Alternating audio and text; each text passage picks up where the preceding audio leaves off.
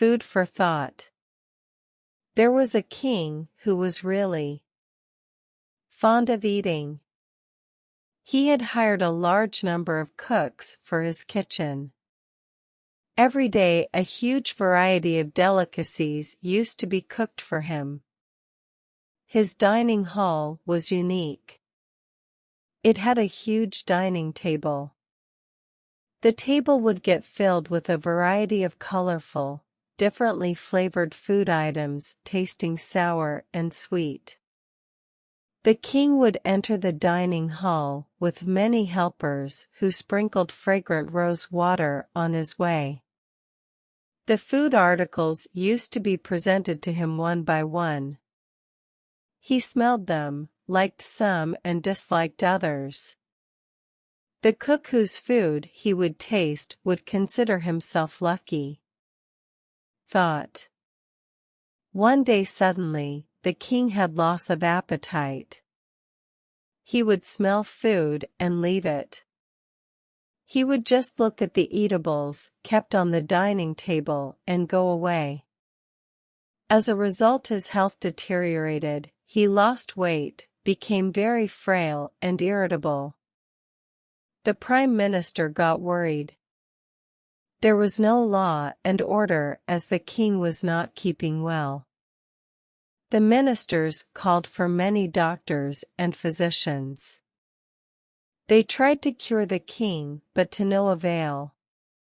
He would say the same thing time and again, that he didn't find any food item tasty.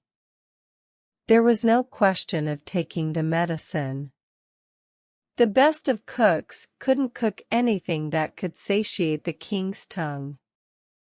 The very sight of medicine made him angry. The king was almost on the deathbed. There was no remedy left to cure him. Finally, the ministers consulted the queen and announced, "Anyone who can bring back king's appetite shall be awarded 1,00,000 gold coins every single day." People who considered themselves capable gathered in the palace to try their luck. Physicians, poets, musicians, and artists came to make an attempt. They were all given a chance, but had to go back empty-handed. There was a man called Karanji Lal. He heard from people about King's strange illness and also about the prize money. He made it to the palace. He tried hard, pushed people and reached in front of the Prime Minister. The Prime Minister was sad. He would all the time be thinking about the fate of the state because the king didn't have a son. Kiranat Lal assured the Prime Minister, saying that he could cure the king and bring back his appetite. The Prime Minister just ignored him and said that he had enough of it.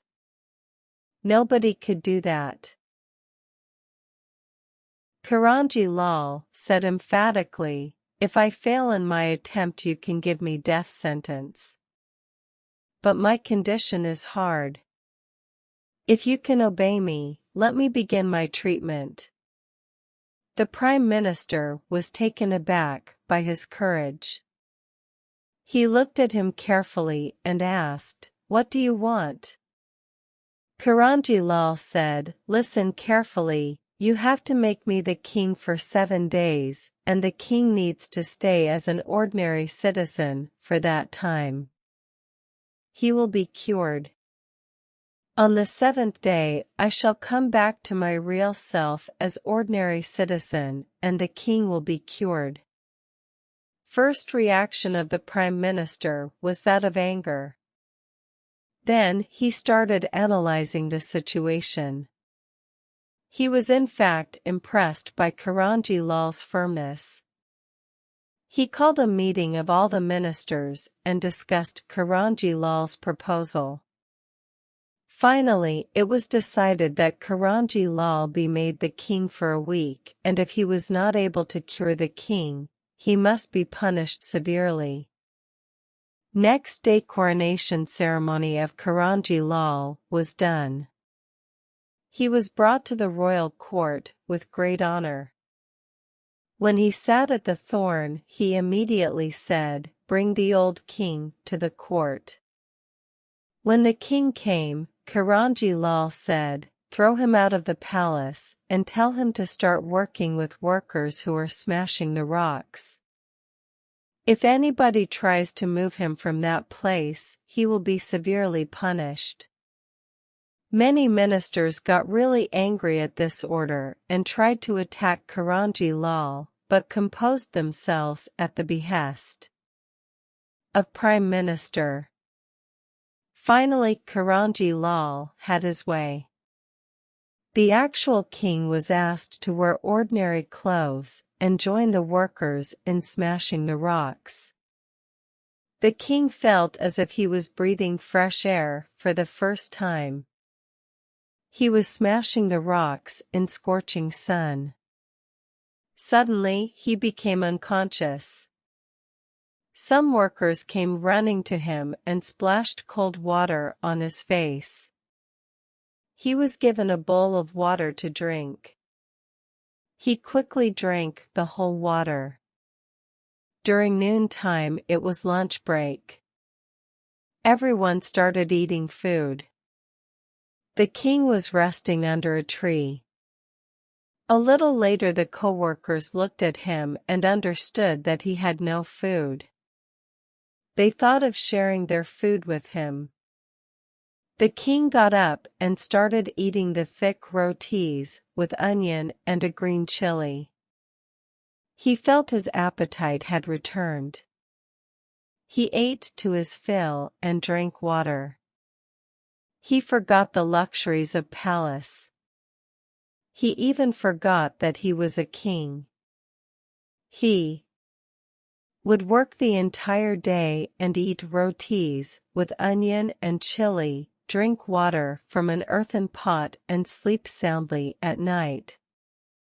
7 days passed and he looked happy. He was enjoying. At night the workers would sing and dance. He also joined them in singing and dancing.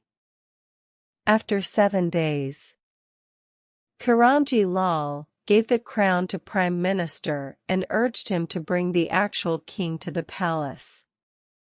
He said the king had been cured. The Prime Minister in fact was keeping a track through his secret agents. He was satisfied. He said, "Let us all go together to bring him back." They reached near the rocks to bring the king back. He was busy smashing the stones. The minister bowed before him and said, "My lord, you are fine now. Get back to your places." The king said that he was fine over there and they must go back. Everyone was astonished. The prime minister tried hard to convince him, but he refused to go back. When everyone failed in convincing the king, Karanji Lal bowed his head in front of the king and said, "My lord, I had understood your problem, therefore to cure you, I had to take this step. Now you go and look after your state, otherwise things will get out of control there." The king said, "I am grateful to you, because you cured me, but now you accept this state as a reward." Karanji Lal pleaded, "My lord, management of state is not my cup of tea. I am not cut out for this. You have been cured, but I am not able to tolerate this slavery.